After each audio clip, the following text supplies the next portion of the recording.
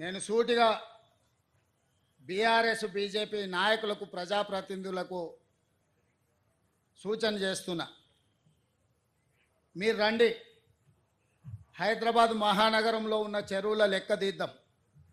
చెరువులలో ఎఫ్టీఎల్లో ఎవరున్నారు, బఫర్ జోన్లో ఎవరున్నారు, నాలాలు ఎవరు ఆక్రమించుకున్నారు, ప్రభుత్వ పార్కులలో అక్రమ నిర్మాణాలు ఎవరు చేసారు, ప్రభుత్వ భూములలో అక్రమంగా వెంచర్లు ఎవరు వేసిండ్రు, ప్రైవేటు భూముల్లో అనుమతులు లేకుండా ఎవరు కట్టిండ్రు.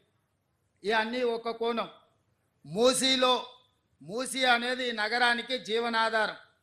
ఆనాడు 1908లో వచ్చిన వరదలలో వేలాది మంది చచ్చిపోతే నిజాం నవాబు ఉస్మాన్ సాగర్, హిమాయత్ సాగర్ను, అనంతగిరి కొండల్లో నుంచి వచ్చే నీళ్లను నియంత్రించి ఈ ప్రాజెక్టులు కట్టి హైదరాబాద్ నగరానికి తాగునీటి సమస్యను తీర్చడానికి ప్రయత్నం చేసిండు. ఇవాళ 100 సంవత్సరాలు మనకు తాగునీటి దాహార్తిని తీర్చిన ప్రాజెక్టులను ఇవాళ ముంచేయాలని మీ ఫామ్ హౌజులు కట్టి మీరు ఆక్రమించుకున్నారు. ఇవే కాకుండా వందలాది గొలుసుకట్టు చెరువులను హైదరాబాద్ నగరంలో ఆక్రమించుకున్నారు. ఇవాళ ఆ చెరువులను మనుషులు కొంతమంది దురాశపరులు ఆక్రమించుకోవడంతో చెరువులో ఉండాల్సిన నీళ్లు వీధుల్లోకి వచ్చి వీధుల్లో నుంచి మన ఇంట్లోకి వస్తున్నాయి.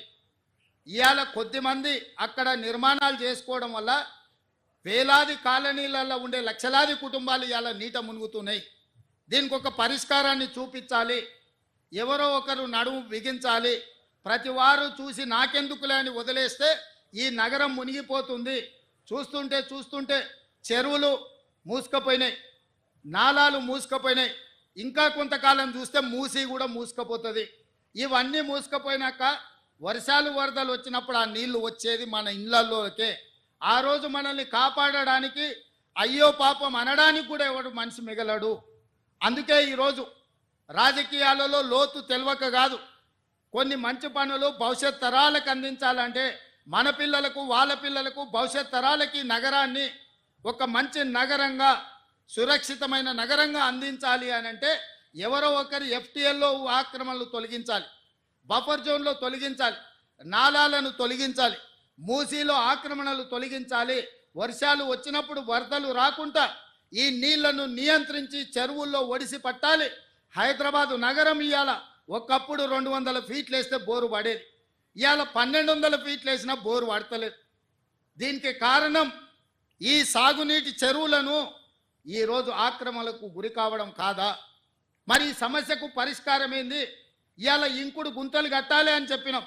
ఎన్ని ఇళ్లలో ఇంకుడు గుంతలు ఉన్నాయని నేను అడుగుతున్నా. ఇవాళ అందుకే మా అధికారులకు ఆదేశాలు ఇచ్చిన, ఇంకుడు గుంతలు కట్టని ఇళ్లకు అనుమతులు ఇచ్చేది లేదు. ఇంకుడు గుంతలు లేని ఇళ్లకు నీళ్ల ట్యాంకర్ 2 అంతలు ఛార్జ్ చేయమని మా అధికారులకు నేను ఆదేశాలు ఇస్తున్నా. ఇవాళ వాతావరణం కలుషితం అయిపోయి హైదరాబాదు నగరంలో నీళ్లు అడుగంటిపోయి 2000 ఫీట్లు బోర్ వేసుకున్నా నీళ్లు పడని పరిస్థితి వస్తే ఈ నగరంలో ప్రజలు బతకలేరు. ఈ నగరం సర్వనాశనం అయిపోతుంది. అందుకే ఇవాళ రాజకీయంగా నాకు తెలుసు, ఈరోజు కొంతమంది పేదల కష్టం వచ్చింది, వాళ్ళ కన్నీళ్ళు నేను అర్థం చేసుకుంటే వాళ్ళ దుఃఖం నాకు అర్థం అవుతుంది. మధ్యతరగతి వాళ్ళు జీవితాంతం కష్టపడి సంపాదించుకున్నది కొంతమంది మోసగాళ్ళ చేత నమ్మి మోసపోయి టీఆర్ఎస్ సన్నాసులను నమ్మి లక్షల రూపాయలు పెట్టి కొనుక్కున్న ఇల్లు అధికారులు వచ్చి కూలగొడితే ఆ కుటుంబం యొక్క దుఃఖం, ఆ బాధ నాకు తెలుసు.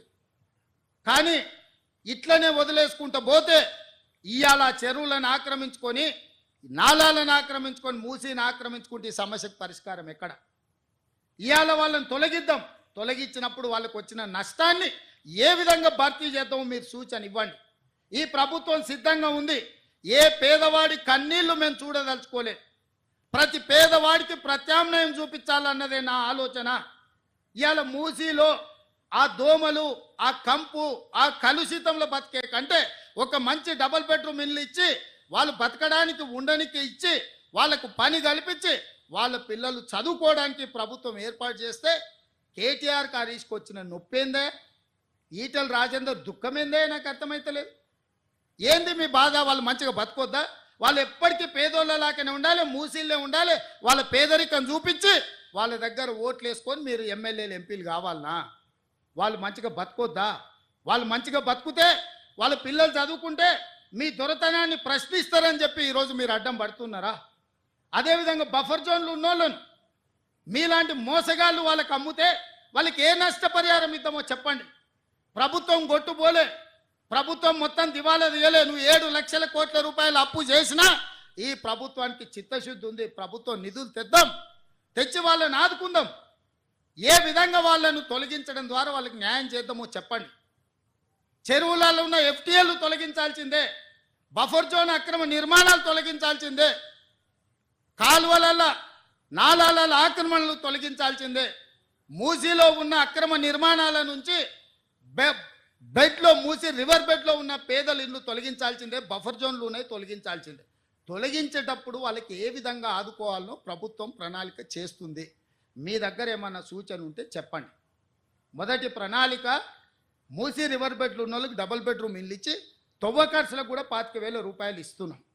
ఎప్పుడన్నా మీరు ఆలోచన చేసిందా పేదోనికి ఇల్లు ఇవ్వాలి, పేదోని ఆత్మగౌరవంతో బతికేటట్టు చూడాలని? ఈ పనులు చేసేటప్పుడు పేదలకు వచ్చింది బాధ, నాకు కూడా బాధ ఉంది, నాకు కూడా చాలా బాధ అనిపించింది సోషల్ మీడియాలో, లేకపోతే కొంతమంది వాళ్ళ బాధ వెలుబుచ్చుతున్నప్పుడు. కానీ వాళ్ళని ఆదుకుందాం. ఏ విధంగా ఆదుకుందాం మీరు చెప్పండి, ప్రత్యామ్నాయం చెప్పండి. మీరు ప్రతిపక్షాలు అంటున్నారు కదా, 10 ఏళ్ళు పాలించడం అంటున్నారు కదా, పరిపాలన అనుభవం ఉంది అంటున్నారు కదా, మీ 10 ఏళ్ల పరిపాలన దోపిడీకే పనికొస్తుందా? ప్రజలకు పేదలకు సంక్షేమం అమలు చేయడానికి పనికిరాదా? రాజేందర్ గారు నరేంద్ర మోడీ గారిని అడగండి, ఈ పేదలను ఎట్లా ఆదుకుందామో నిధులు తెద్దాం. మాకేం అభ్యంతరం లేదు, పిలువు మీ కిషన్ రెడ్డిని, బండి సంజయ్ గారిని, నువ్వే లీడ్ చేయి, నువ్వే ముందు ఉండు, మేము నీ వెనకాల నించుంటాం. 10 ఏళ్ళు మంత్రిగా చేసినావు కదా రాజేందర్ గారు, రాష్ట్రంలో నీకు అనుభవం ఉంది కదా, ఈరోజు ఎంపీ కదా, మీ నాయకుడు నరేంద్ర మోడీ ప్రధానమంత్రిగా ఉన్నాడు కదా, నువ్వే మా ముందోరసలు నిలబడి మేము మీ వెనకాల ఉంటాం. నా మొత్తం మంత్రివర్గాన్ని తీసుకొని వెనకాల వస్తాం, మోడీ దగ్గరకు పోదాంపా, ఓ 25,000 కోట్ల రూపాయలు ఇప్పి. ఎవరు వద్దన్నారు? లేదు, ప్రభుత్వం ఏం చేయాలో చెప్పు. ఇల్లు లేని పేదవాడికి ఇల్లు ఇవ్వడం నేరమా? వాళ్ళ పిల్లలకు చదువు చెప్పించడం నేరమా? వాళ్ళ ఇల్లు తరలించడానికి 25,000 రూపాయలు వాళ్ళకి తవ్వకర్సులకు ఇవ్వడం నేరమా? అవి చేస్తుంటే మీరు ఎందుకు అడ్డం పడుతుర్రు? బఫర్ జోన్లు ఉన్న వాళ్ళకి కూడా ఒకవేళ 2 అంతస్తులు ఇల్లు ఉంటే వాళ్ళ నష్టపరిహారం ఏం చేద్దామో చెప్పండి. మీరు వాళ్ళని తొలగించొద్దు. వాళ్ళ జీవితాలు ఎప్పుడు మూసిల్నే ఉండాలి, ఆ మురికిలోనే మునిగిపోవాలి, ఆ మురుగులోనే చచ్చిపోవాలనా? కింద నల్లగొండ జిల్లా ఎల్బీ నగరు, మహేశ్వరము, ఇబ్రాహీంపట్నము, మునుగోడు, తుంగతుర్తి, నకరేకల్లు, భువనగిరి, ఆలేరు, ఇవన్నీ మూసి ప్రాజెక్టు కింద 40,000 ఎకరాల ఆయకట్టు ఉంది. ఇక్కడి నుంచి అక్కడికి మురుగునీళ్ళు పోయి ఒక పక్కన ఫ్లోరైడ్, రెండో పక్కన మూసి మురికి నల్గొండ జిల్లా ప్రజలు బతకలేని పరిస్థితిలో ఉంటే ఆ నల్గొండను ప్రక్షాళన చేయడానికి ఈరోజు ఒక ప్రయత్నం చేస్తుంటే దాన్ని అడ్డుకుంటారు. రేపు పొద్దుగాలు ఏ మోకం పెట్టుకొని నల్గొండలు తిరుగుతావు కేటీఆర్? నువ్వు నల్గొండల కాలు పెట్టు, పో. ఈరోజు భువనగిరో, ఆలేరో, నకరేకల్లో పోయిరాపో, ఒకసారి పోయి వస్తే నీకు హరీష్ రావుకి అక్కడ ఏముందో పరిస్థితి తెలుస్తుంది. మూసి మురుగుతోనే అక్కడ పంటలు ఎట్లా కలుషితం అవుతుందో పోదంపా. అక్కడ నీళ్లు తాగి పశువులు చచ్చిపోతున్నాయి, అక్కడ పాలు కూరగాయలు కూడా తినలేని పరిస్థితి ఉన్నాయి. ఆకు కూరలు కూడా ఈ కలుషితమైన నీళ్ళ వల్ల ఎంత కాలుష్యం వచ్చి ఎంత విషంగా మారిందో నల్గొండ జిల్లా. ఈరోజు వాళ్ళు విషం దిగమింగుకొని నల్గొండ ప్రజలు బతుకుతున్నారు.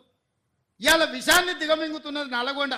ఆ నల్గొండను బాగు చేయడాలంటే మూసి ప్రక్షాళన చెయ్యాలి. ఆ మూసిని బాగు చేద్దామని మేమంటే మీరు అడ్డం పడుతున్నారు. అంటే నల్గొండ ప్రజలు సావాల్సిందేనా శాశ్వతంగా? ఒక పక్కన ఫ్లోరైడ్ ప్రాబ్లము, రెండో పక్కన మూసి కలుషితము, ఈ రెండింటితో నల్గొండను చంపేద్దామా? ఇదేనా మీ కోరిక?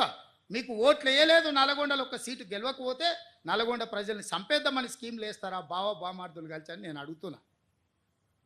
ఇవాళ గతంలో మీరు మాట్లాడిన ప్రజలు సోషల్ మీడియాలో పెడతలేరా? మూసీ గురించి మీరు మాట్లాడలే, అసెంబ్లీలో మీరు మాట్లాడలే, ఆక్రమణల గురించి మీరు మాట్లాడలే. మీరు శాతగానోళ్ళు కాబట్టి మీరు ఒక్క పని చేయలే.